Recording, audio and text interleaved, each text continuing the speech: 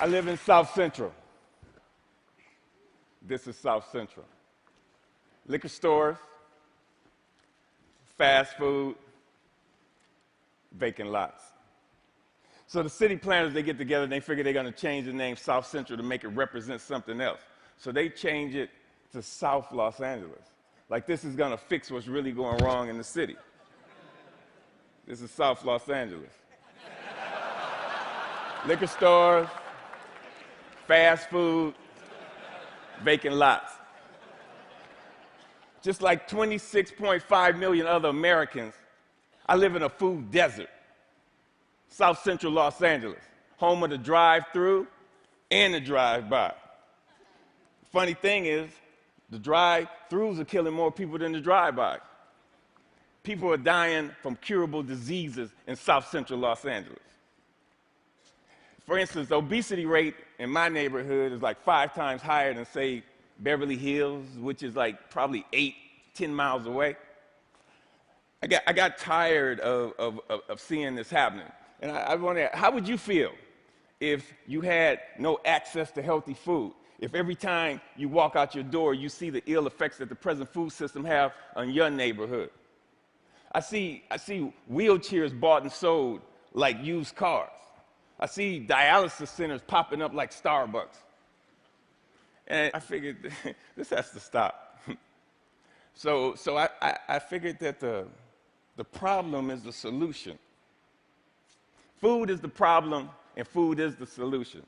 Plus, I got tired of driving 45 minutes round trip to get an apple that wasn't impregnated with pesticides. So what I did, I planted a food forest in front of my house. It's on a strip of land that we call a parkway. It's like 150 feet by like 10 feet. The thing is, it's owned by the city, but you have to maintain it. So I'm like, cool. I can do whatever the hell I want. Since it's my responsibility and I got to maintain it, and this is how I decided to maintain it.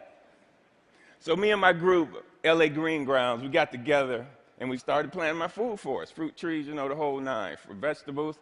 What we do, we're a pay-it-forward kind of group, where it's composed of like gardeners from all walks of life from all over the city, and it's completely volunteer, and everything we do is free. And in the garden, it was beautiful. And then somebody complained. The city came down on me, and basically gave me a citation saying that I had to remove my garden, which this citation would turn into a warrant. And I'm like, come on, really? A warrant for planting food on a piece of land that you could care less about? And I was like, cool, bring it. Because this time it wasn't coming up. So LA Times got hold of it. Steve Lopez did a story on it and talked to the councilman. And one of the Green Grounds members, they put up a petition on change.org. And with 900 signatures, we were a success. We had a victory on our hands. My councilman even called and said how they endorse and love what we're doing. I mean, come on, why wouldn't they?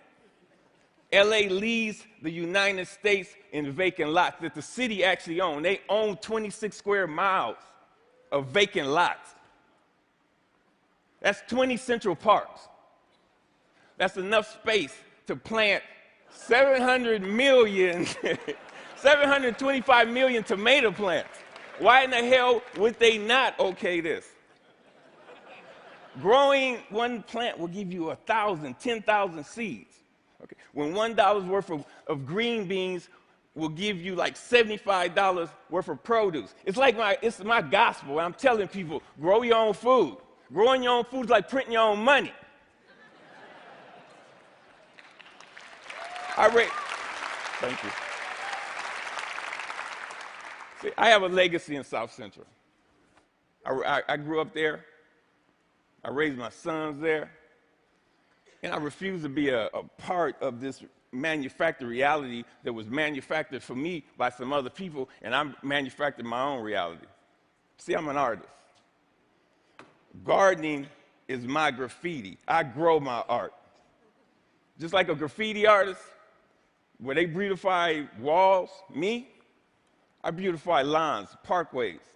I use the garden, the soil, like it's a piece of cloth. And the plants and the trees, that's my embellishment for that cloth. You'd be surprised what the soil could do if you let it be your canvas. You just couldn't imagine how amazing a sunflower is and how it affects people. So what happened? I have witnessed my garden become a tool for the education, a tool for the transformation of my neighborhood. To change the community, you have to change the composition of the soil. We are the soil. You'd be surprised how kids are affected by this. Gardening is the most therapeutic and defiant act you can do, especially in the inner city. Plus, you get strawberries.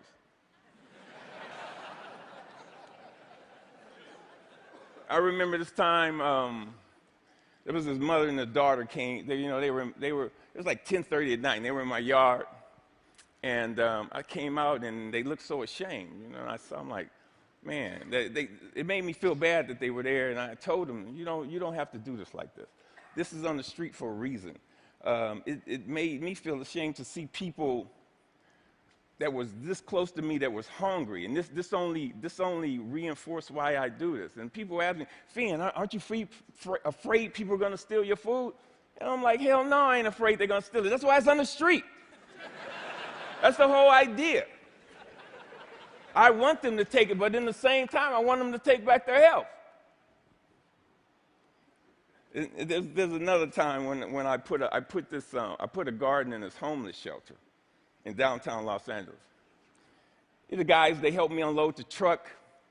It was cool. They just shared the stories about how this affected them and how they used to plant with their mother and their grandmother. And it was just cool to see how this changed them if it was only for that one moment.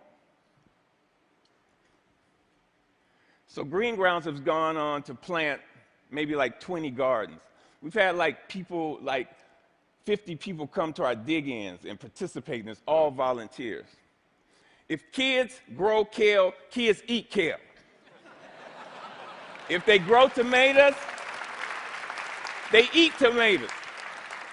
But when none of this is presented to them, if they're not shown how food affects the mind and the body, they blindly eat whatever the hell you put in front of them.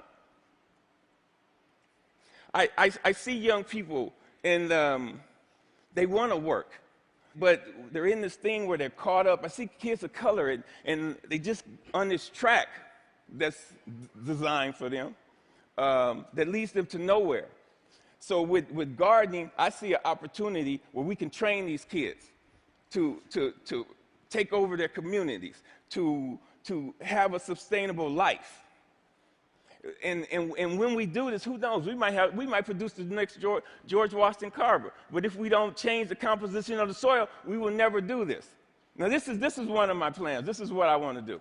I want to plant a whole block of gardens where people can share in the food in the same block. I want to take shipping containers and turn them into healthy cafes. And now don't get me wrong. I'm not talking about no free shit, because free is not sustainable. The funny thing about sustainability, you have to sustain it.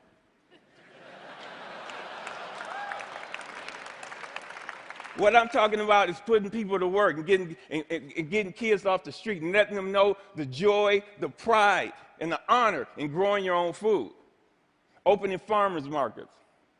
So what I want to do here, we got to make this sexy.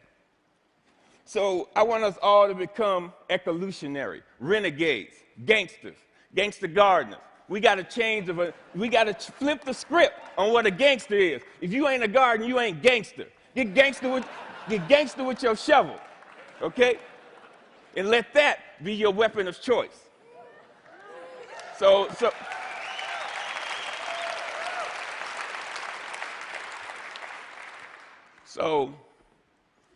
So basically, if you want to meet with me, you know, if you want to meet, don't call me. If you want to sit around in cushy chairs and have meetings where you talk about doing some shit, where you talk about doing some shit.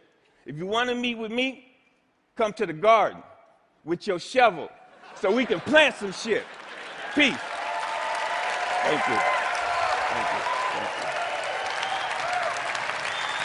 Thank you.